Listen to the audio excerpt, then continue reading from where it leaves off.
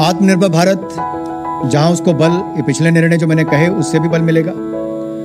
Steel एक ऐसा क्षेत्र है, अब मिनिस्ट्री ऑफ स्टील को लेकर एक और बड़ा निर्णय आज किया गया है, जिससे आत्मनिर्भर भारत को भी बल मिले, मैन्युफैक्चरिंग को बल मिले, मेक इन इंडिया को बल मिले। आप सबको जानकारी ही है कि भारत क्रूड स्टील में दुनिया का दूसरा सबसे बड़ा उत्पादक है। लेकिन जब स्पेशलिटी स्टील की बात आती है तो बहुत सारा स्टील हम दुनिया भर से आयात करते हैं। तो आयात कम हो, एक तरह से ना के बराबर हो, अपनी क्षमताओं को बढ़ाना है, तो उसके लिए 6,322 करोड़ रुपए की PLI स्कीम स्पेशलिटी स्टील के लिए आज मंजूरी दी गई है। तो speciality steel production link incentive scheme के अंतर्गत लाकर इसको 6,322 करोड़ रुपए की आज मंजूरी दी गई है। इससे मैन्युफैक्चरिंग को बल मिलेगा, आयात कम होंगे, 5,25,000 रोजगार के अवसर उत्पन्न होंगे, 68,000 सीधे तौर पर होंगे। और यही नहीं,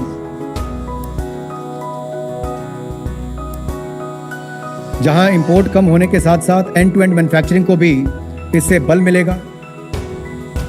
कुल मिलाकर 39,625 करोड़ रुपए का निवेश आकर्षित होगा। This will attract investment close to the tune of 39,625 crore rupees. It will create jobs, more than 5.25 lakh jobs in this sector. It will cut down the import burden. There is a cap as far as the incentive is concerned. Per group it will be capped at 200 crore rupees. किसी भी एक company समूह के लिए एक वर्ष में 200 करोड़ रुपए से अधिक इंसेंटिव नहीं दिया जाएगा। और कुल मिलाकर देखा जाए तो ये डिमांड ड्रिवन स्कीम है कि जिन जिन क्षेत्रों में इस स्टील की मांग थी उसको ही आधार बनाकर इसको मंजूरी दी गई है। इससे देश की जो आवश्यकता है उसकी पूर्ति होगी। It will fulfil the requirement of the country. और लगभग अगले 5 वर्षों में 2.5 लाख करोड़ से ज्यादा का इसमें उत्पादन हो पाएगा।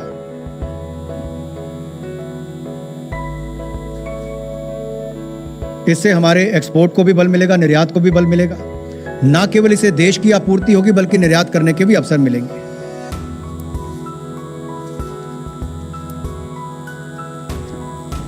इस स्पेशलिटी स्टील की 5 कैटेगरीज जो मैं प्रोडक्ट कैटेगरी जो आपके सामने कह देता हूं। कोटेड प्लेटेड स्टील प्रोडक्ट्स हैं जिनका प्रयोग AC, fridge, automobile body, solar energy structures में होता है। दूसरा है high strength wear resistant steel, जिसका प्रयोग कंस्ट्रक्शन इक्विपमेंट में ऑयल एंड गैस की transportation pipes, boilers, pressure vessels, LPG cylinder, armour bodies में होता है। तीसरा है स्पेशलिटी रेल्स जो हाई स्पीड रेल्स में यूज़ होती हैं। चौथा है अलॉय स्टील प्रोडक्ट्स और स्टील वायर्स जिनका प्रयोग क्रैंकशाफ्ट, वॉल्स, बॉल बेयरिंग या गाड़ियों के टायर के लिए होता है, टायर ट्रेड्स के लिए होता है। पांचवा है इलेक्ट्रिकल स्टील जो कि आपके ट्रांसफार्मर या इलेक्ट्रिक मोटर्स में प्रयोग किया जाता है। ये विभिन्न कैटेगरी के लिए पूंजी निवेश और उत्पादन में वृद्धि के अलग अलग लक्ष्य होंगे और चयनित कंपनियों को विभाग के साथ एक मेमोरेंडम ऑफ अंडरस्टैंडिंग करना होगा और पूंजी निवेश और उत्पादन में बढ़ोतरी और दोनों लक्ष्य को प्राप्त करना होगा। इस योजना से जहां एक और 6,322 करोड़ रुपया स्पेशलिटीज की